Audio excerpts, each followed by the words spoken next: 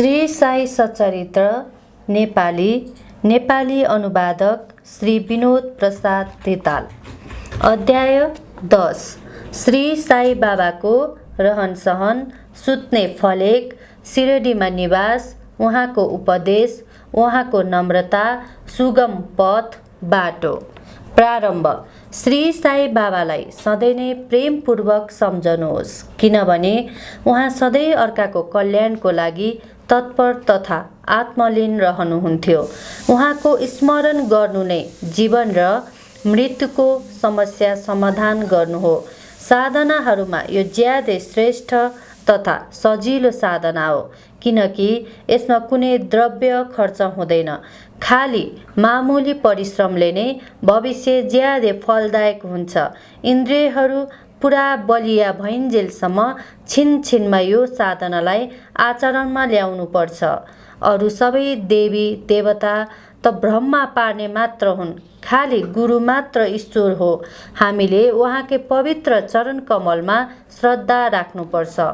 उहाँ त हरेक व्यक्तिको भाग्य विधाता, भाग्य बनाउने र प्रेममय प्रभु हुनुहुन्छ, जसले अनन्य भावले एकत्व रूपले उहाँको सेवा गर्दछन्।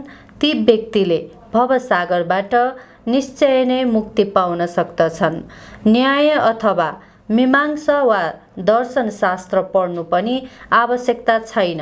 हामी जसरी नदी या समुद्र पार गर्ने समयमा नाउ ख्याउने माझी उप विश्वास राख्दछौँ, त्यही प्रकारको विश्वास हामीले भवसागरबाट पार हुनको लागि सद्गुरुमाथि गर्नुपर्छ। सद्गुरुले त खाली भक्तहरूको भक्ति भावतिर नै हेरेर उनीहरूलाई ज्ञान र परमानन्दको प्राप्त गराइदिनुहुन्छ। गएको अध्यायमा बाबाको भिक्षावृत्ति, भक्तहरूको अनुभव तथा अरू विषयको वर्णन गरिएको छ। अब पाठकगणले श्री साई बाबा कस्तो तरिकाले बस्नुहुन्थ्यो, सुत्नुहुन्थ्यो र शिक्षा प्रदान गर्नुहुन्थ्यो भन्ने कुरा सुनुन्। बाबाको अनौठो बिछ्यौना। पहिले हामीले बाबा कसरी सुत्नुहुन्थ्यो भन्ने कुरा हेर्नेछौँ। एकपटक श्री नाना साहेब डेग्लेले 4 हात लामो र 1 हत्केला जति चौडा काठका फलेक श्री साई बाबालाई सुत्नको लागि ल्याए। पहिले फलेक तल कतै राखी सुत्नुभयो। पछि त्यसमाथि नसुती पुराना झुत्राका टुक्राले मस्जिदका दलिनमा त्यसलाई झुला जस्तो गरी बाँधेर त्यसमाथि सुत्न थाल्नुभयो। झुत्राका टुक्राहरू एकदमै पातला र कमजोर हुनाले मानिसहरूलाई त्यसको झुला बनाउनु एउटा समस्या जस्तै बन्यो। झुत्राका टुक्राहरूले खाली फलेकको बोझ मात्र पनि धान्न सक्दैनथे, तिनैले अझ बाबाको शरीरको भार कसरी धान्न सक्ने होला। जसरी नै होस्, यो कुरा त राम नै जानुन्, तर फाटेका झुत्रका टुक्राहरूले फलेक र बाबाको बोझ धानिराख्नु चाहिँ बाबाको एउटा लीला नै थियो।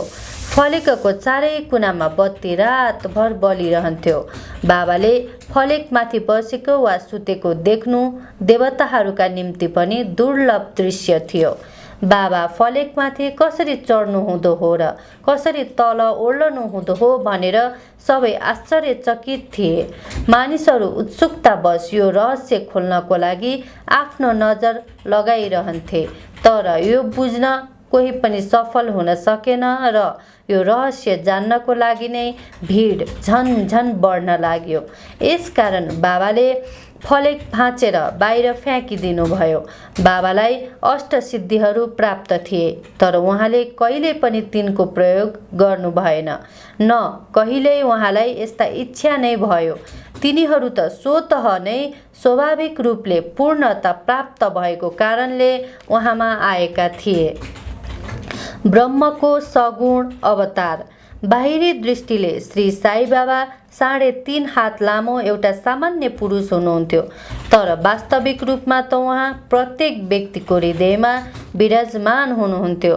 भित्रबाट उहाँ आसक्तिरहित र स्थिर हुनुहुन्थ्यो, तर बाहिरबाट जनकल्याणको लागि सधैँ चिन्तित रहनुहुन्थ्यो। भित्रबाट उहाँ सम्पूर्ण रूपले निस्वार्थी हुनुहुन्थ्यो। भक्तहरूको निमित्त उहाँको हृदयमा परम शान्ति विराजमान थियो, तर बाहिरबाट अशान्त जस्तो लाग्नुहुन्थ्यो। उहाँ भित्रबाट ब्रह्मज्ञानी तर बाहिरबाट संसारमा अल्झेको जस्तो देखिनुहुन्थ्यो। उहाँ कहिले प्रेम दृष्टिले हेर्नुहुन्थ्यो भने कहिले ढुङ्गाले हान्नुहुन्थ्यो, कहिले गाली गर्नुहुन्थ्यो भने कहिले छातीमा लगाउनुहुन्थ्यो। उहाँ गम्भीर, शान्त र सहनशील हुनुहुन्थ्यो। उहाँ सदैव दृढ र आत्मलीन रहनुहुन्थ्यो र आफ्ना भक्तहरूको सदैव उचित ध्यान राख्नुहुन्थ्यो। उहाँ सदैव एउटा आसनमाथि नै विराजमान हुनुहुन्थ्यो। उहाँ कहिल्यै यात्राको लागि निक्लनु भएन। उहाँको एउटा सानो दण्डा लट्ठी थियो जुन उहाँ जतनले सधैँ आफैसँग जतनले राख्नुहुन्थ्यो। विचार शून्य हुनाले उहाँ शान्त हुनुहुन्थ्यो। उहाँले काञ्चन, धन र कीर्तिको चिन्ता कहिल्यै गर्नु भएन। सधैँ नै भिक्षावृत्तिद्वारा नै जीवन निर्वाह गरिरहनुभयो। उहाँको जीवन नै यस्तै किसिमको थियो। उहाँको ओठमा सधैँ नै अल्लाह मालिक यही रहन्थ्यो। बाबाको भक्तहरू उप विशेष र अटुट प्रेम थियो। उहाँ आत्मज्ञानको खानी तथा परम दिव्य स्वरूप हुनुहुन्थ्यो। श्री साई बाबाको दिव्य स्वरूप यस्तो किसिमको थियो जसको अन्तर्गत यो सारा विश्व छ। त्यस्तो एक अपरिमित, अगाध, अनन्त, सत्य र अपरिवर्तनशील, कहिल्यै नबदलिने सिद्धान्त श्री साई बाबामा प्रकट भएको थियो। यो अमूल्य निधि खानी केवल सत्वगुण सम्पन्न र भाग्यशाली भक्तहरूलाई मात्रै प्राप्त भयो, जसले श्री साई बाबालाई केवल मनुष्य या सामान्य पुरुष ठाने वा ठान्छन् ती वास्तवमा अभागी थिए अथवा हुन्। श्री साई बाबाका मातापिता तथा उहाँको जन्मतिथिको ठिक ठिक पत्ता कसैलाई नभए पनि उहाँको शिरडीको बसाइद्वारा यसको अनुमान लगाउन सकिन्छ। पहिले पहिले बाबा शिरडीमा आउनुभएको बखतमा उहाँको आयु केवल 16 वर्षको थियो। उहाँ शिरडीमा 3 वर्षसम्म रहनु भएपछि फेरि केही समयको लागि अन्तर्ध्यान हुनुभयो। केही कालपछि उहाँ औरङ्गाबादको नजिक निजाम स्टेटमा प्रकट हुनुभयो र चाँद पाटिलको जन्तीको साथमा फेरि शिरडी आउनुभयो। त्यस बखत उहाँको आयु 20 वर्षको थियो। उहाँ लगातार 60 वर्षसम्म शिरडीमा बस्नुभयो र 1918 मा महासमाधि लिनुभयो। यी तथ्यहरूको आधारमा उहाँको जन्मतिथि सन् 1838 को लगभग थियो भनी हामी भन्न सक्दछौँ।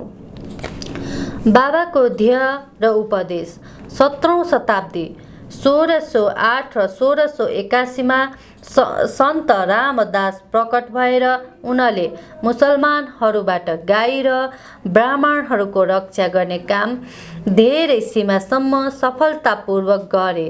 तर 2 शताब्दी बितेपछि हिन्दू र मुसलमानहरूमा वैमनस्य बढेर गयो र यसलाई हटाउनको लागि नै श्री साई बाबा प्रकट हुनुभयो। उहाँको सबैका निम्ति यही उपदेश थियो, हिन्दूहरूका भगवान र मुसलमानहरूका खुदा रहिम एउटै हुन् र तिनमा अलिकति मात्र पनि अन्तर छैन, अनि तिमीहरू उनीहरूका अनुयायी पछि लाग्नेहरू किन बेग्ला बेग्लै भएर आपसमा झगडा गर्छौ? अज्ञानी बालकहरू हो। दुवै जातिहरू एकतामा बाँधिएर एकैसाथ मिलिजुली बस, शान्त चित्तले बस र यसरी राष्ट्रिय एकताको ध्येय प्राप्त गर। झगडा र विवाद व्यर्थ छ, यसैले झगडा नगर तथा आपसमा प्राण लिने नबन। सदैव आफ्नो हित तथा कल्याणको विचार गर। श्रीहरूले तिमीहरूको रक्षा अवश्य गर्नुहुनेछ। योग, वैराग्य, तप, ज्ञान आदि ईश्वरको नजिक पुग्ने बाटो हुन्। यदि तिमी कुनै तरहले सफल साधक बन्न सकेनौ भने तिम्रो जन्म व्यर्थ छ। कसैले तिम्रो कति नै किन निन्दा किन नगरोस्? तिमीले त्यसको प्रतिकार नगर। यदि कुनै शुभ कर्म गर्ने इच्छा भने सधैँ नै अर्काको भलाइ गर। उपर्युक्त कथन अनुसार आचरण गर्नाले भौतिक तथा आध्यात्मिक दुवै क्षेत्रमा तिम्रो प्रगति हुनेछ। यही हो संक्षेपमा श्री साई बाबाको उपदेश। सच्चिदानन्द सद्गुरु श्री साईनाथ महाराज। गुरु त अनेक छन्। कुनै गुरु यस्ता छन् जो हातमा बीडा र करताल लिएर आफ्नो धार्मिकताको प्रदर्शन गर्दै ढोका ढोका घुम्दछन्। तिनीहरू शिष्यहरूका कानमा मन्त्र फुक्छन् र उनीहरूको सम्पत्तिको शोषण गर्छन्। तिनीहरू ईश्वर भक्ति तथा धार्मिकताको खाली ढोङ नै रच्छन्। ती वास्तविक रूपमा अपवित्र र अधार्मिक हुन्। श्री साई बाबाले धार्मिक निष्ठा प्रदर्शित गर्ने विचारसम्म पनि कहिल्यै मनमा गर्नु भएन। शारीरिक बुद्धिले उहाँमा अलिकति मात्र पनि छोएको थिएन, तर उहाँमा भक्तहरूको लागि असीम प्रेम थियो। गुरुहरू दुई प्रकारका हुन्छन्, नियत परम्परागत कुलगुरु, अनियत संजोगले प्राप्त भएका। साधारण अनियत गुरुका आदेशहरूबाट आफूमा उत्तम गुणहरूको विकास हुन्छ तथा चित्तको शुद्धि भएर विवेकको बुद्धि हुन्छ। तिनले भक्तिको बाटोमा लगाइदिन्छन्, तर नियत गुरुको सङ्गत मात्रले द्वैत बुद्धिको ह्रास तुरुन्तै हुन जान्छ।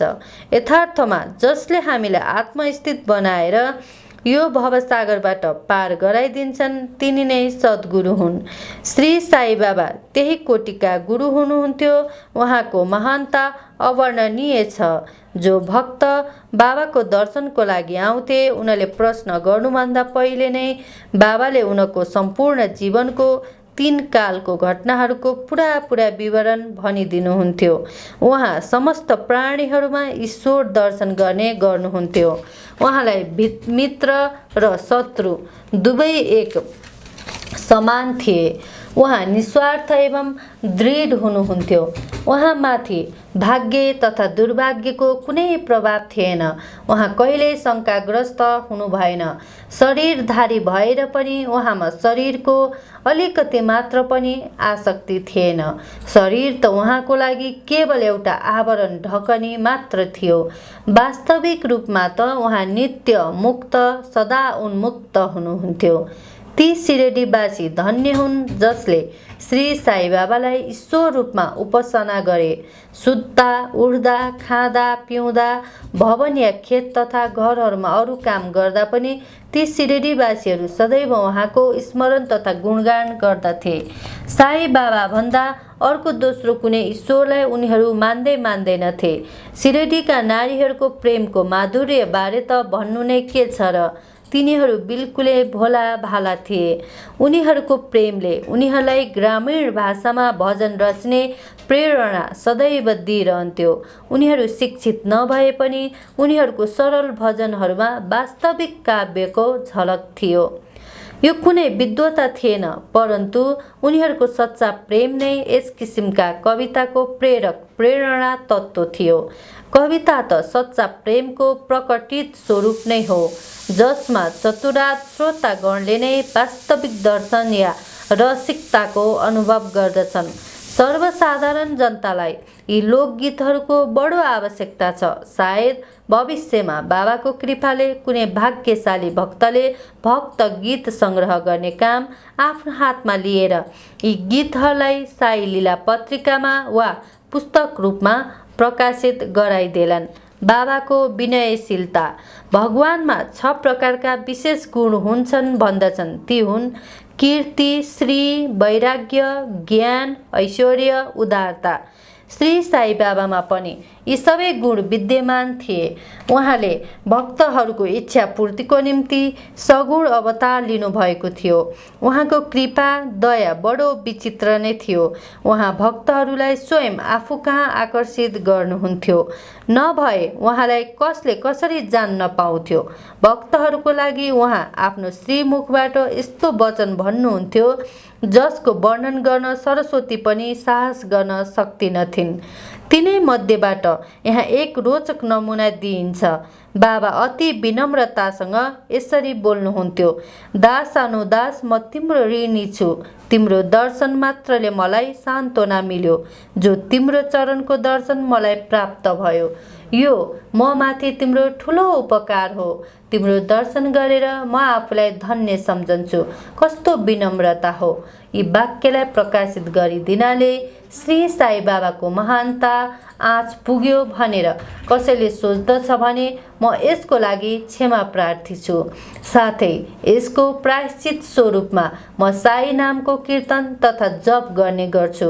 बाहिरी दृष्टिबाट बाबाले विषय पदार्थहरूको उपभोग गर्नुभए जस्तो लाग्थ्यो तापनि उहाँमा त्यसको अलिकति मात्र पनि गन्ध थिएन। न त उहाँलाई तिनको उपभोगको ज्ञान नै थियो। उहाँ पक्कै नै खानु त हुन्थ्यो तर उहाँको जिब्रोमा केही स्वाद थिएन। उहाँ आँखाले हेर्नुहुन्थ्यो तर त्यो दृश्यमा उहाँलाई कुनै रुचि थिएन। काम भोगको सम्बन्धमा उहाँ हनुमान सरहकै अखण्ड ब्रह्मचारी हुनुहुन्थ्यो। उहाँलाई कुनै वस्तुमा आसक्ति थिएन। उहाँ त्यस्तो शुद्ध चैतन्य स्वरूप हुनुहुन्थ्यो जहाँ समस्त इच्छा, अहङ्कार र अरू किसिमका चेष्टाहरूले पनि विश्राम पाएका थिए। छोटकरीमा उहाँ स्वार्थरहित मुक्त पूर्ण ब्रह्म हुनुहुन्थ्यो। यो भनाइलाई बुझ्नको लागि एउटा रोचक कथाको उदाहरण यहाँ दिइन्छ। नाना बल्ली। सिरडीमा नाना बल्ली नामक एकजना विचित्र तथा अनौठा व्यक्ति थिए। तिनी बाबाको सबै कामको रेखदेख गर्ने गर्थे। एक समय बाबा गद्दीमा विराजमान भइरहनु भएकै बखतमा तिनी उहाँ कहाँ पुगे। तिनी आफै नै गद्दीमा बस्न चाहन्थे। यसै कारण तिनले बाबालाई त्यहाँबाट गद्दीबाट हट्न भने। बाबाले तुरुन्तै गद्दी छोडिदिनु भएर नाना बल्ली त्यहाँ बसे। एकैछिन मात्र त्यसमा बसेर तिनी उठे र बाबालाई आफ्नो स्थान ग्रहण गर्न भने। बाबा फेरि आसनमा बस्नुभयो। यो देखेर नाना बल्ली उहाँको चरणमा परेर भागे। यसरी लापरवाहीसँग आज्ञा दिएर आसनबाट उठाइएको कारणले बाबामा अलिकति मात्र पनि अप्रसन्नताको झलक थिएन। सजिलो बाटो सन्तहरूको कथाहरू सुन्नु र उनीहरूसँगको भेट। हुन त बाहिरी दृष्टिबाट श्री साई बाबाको आचरण सामान्य मानिसहरूको जस्तै थियो तर उहाँको कामहरूबाट उहाँको असाधारण बुद्धिमत्ता र चतुर्याई स्पष्ट नै झल्कन्थ्यो। उहाँको सबै काम भक्तहरूको भलाइको निमित्त नै हुन्थ्यो। उहाँले कहिल्यै पनि आफ्ना भक्तहरूलाई कुनै आसन या प्राणायामका नियमहरू अथवा कुनै उपासनाको आदेश कहिल्यै दिनु भएन। न त उनीहरूका कानमा कुनै मन्त्र नै फुक्नुभयो। उहाँको सबैलाई यही भनाइ थियो कि चतुर्याई त्याग गरेर सदैव साई साई यही स्मरण गर। यस्तो किसिमले आचरण गर्नाले सम्पूर्ण बन्धनहरू छुट्न जान्छन् र तिमीलाई मुक्ति प्राप्त हुन जानेछ। पञ्चाग्नि, तपस्या, त्याग, स्मरण, अष्टाङ्ग योग आदि साध्य हुनु खाली ब्राह्मणहरूको लागि नै सम्भव छ, अरू वर्णहरूको लागि छैन। मनको काम विचार गर्नु हो। विचार नगरी ऊ एकछिन पनि रहन सक्दैन। यदि तिमीले उसलाई कुनै विषयमा लगाइदियौ भने ऊ त्यसैको चिन्तन गर्न लाग्नेछ। अनि यदि उसलाई गुरुलाई अर्पण गरिदियौ भने ऊ गुरुको सम्बन्धमा नै चिन्तन गरिरहनेछ। पाठक, तपाईहरूले बहुतै ध्यानपूर्वक साईको महानता र श्रेष्ठताको श्रवण गरि नै सक्नुभयो। यो स्वाभाविक स्मरण र पूजन नै साईको कीर्तन हो। सन्तहरूका कथाको स्मरण गर्नुमाथि वर्णन गरिसकिएका अरू साधनाहरू गर्नु जस्तो कठिन छैन। यी कथाहरूले सांसारिक डरलाई निर्मूल गराएर आध्यात्मिक बाटोतिर डोर्याइदिन्छन्। यसैले यी कथाहरूको हमेसा श्रवण र मनन गर्नुहोस्, त्यस्तै आचरणमा पनि ल्याउनुहोस्। यदि यी कुरालाई कार्यान्वित गर्नुभयो भने, काममा लगाउनु भयो भने खाली ब्राह्मण मात्र होइन कि स्त्री जातिहरूको साथै अरू दलित जातिहरू पनि शुद्ध र पवित्र हुन जानेछन्। सांसारिक कामकाजहरूमा लागिराख्दाखेरि पनि आफ्नो चित्त साई र उहाँका कथाहरूमा लगाइराख्नुहोस्, अनि त उहाँले अवश्य कृपा गर्नुहुनेछ भन्ने यो कुरा निश्चित छ। यो बाटो ज्यादै सजिलो हुँदाहुँदै पनि धेरै जसोले यो बाटो के कारणले लिँदैनन् कुन्नी?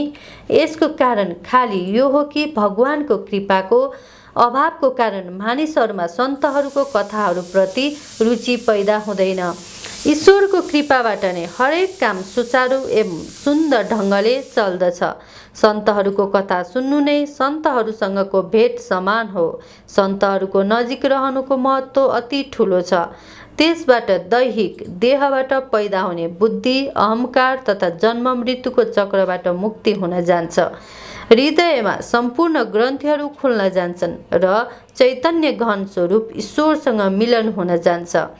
विषयहरूबाट निश्चय नै विरक्ति बढ्छ, साथै दुःख र सुखमा स्थिर रहने शक्ति प्राप्त हुन जान्छ र आध्यात्मिक उन्नति सुलभ हुन जान्छ।